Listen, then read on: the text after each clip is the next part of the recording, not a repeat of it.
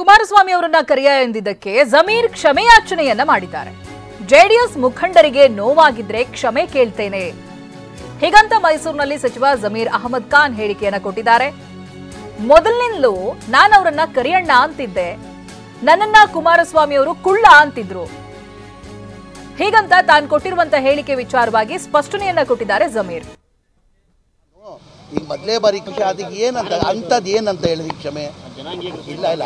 ಈಗ ನಾನು ಈಗ ಮೊದಲೇ ಬಾರಿ ಕರೆದಿದ್ರೆ ನಾನು ಕ್ಷಮೆ ಕೇಳ್ಬೋದಾಗಿತ್ತು. ಮೊದಲೇ ಬಾರಿ ಅವತ್ತಿಂದ ಹೇಳ್ತಲ್ಲ, ನನ್ನ ಪ್ರೀತಿಯಿಂದ ಅವರು ಪ್ರೀತಿಯಿಂದ ನನ್ನ ಕುಳ್ಳ ಅಂತ ಇದ್ರು, ನಾನು ಅವ್ರಿಗೆ ಕರೆಯೋಣ ಅಂತ ಇದ್ದೆ. ಹಂಗೂ ಅವ್ರಿಗೇನಾರ ಯಾರಿಗಾನ ನೋವಾಗಿದ್ರೆ ಕ್ಷಮೆ ಕೇಳ್ತೀನಿ, ಅದೇನಿದೆ ತಪ್ಪೇನಿದೆ. ಅವ್ರಿಗೆ ನನ್ನ ಮಾತಿಂದ ಯಾರಿಗಾನ ನೋವಾಗಿದ್ರೆ ನಾನು ಕ್ಷಮೆ ಕೇಳ್ತೀನಿ. ನಾನು ಮುಂಚೆಯಿಂದ ಪ್ರೀತಿಯಿಂದ ಹೇಳ್ತಿರೋದು, ಇವತ್ತಿಲ್ಲ ಇದು. ಅವ್ರು ಅವತ್ತಿಂದನೂ ಅವ್ರು ನನಗೆ ಕುಳ್ಳ ಅನ್ನೋರು ನನ್ನ ಕರಿಯಣ್ಣ ಅನ್ನೋನು. ರೀ ಸ್ವಾಮಿ, ನಾನು ಅಂತ ಹೇಳಿ ಹಂಗೆ ನೋವಾದರೆ ನಾನು ಕ್ಷಮೆ ಕೇಳ್ತೀನಿ ಕ್ಷಮೆ ಕೇಳ್ತೀನಿ ಅಂತ ಹೇಳಿದ್ದೀನಿಲ್ಲ.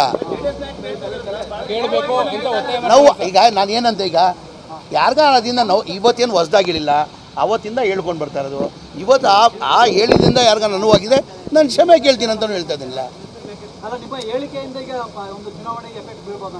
ಏನಕ್ಕೆ ಎಫೆಕ್ಟ್ ಬೀಳ್ತದೆ ಅದು?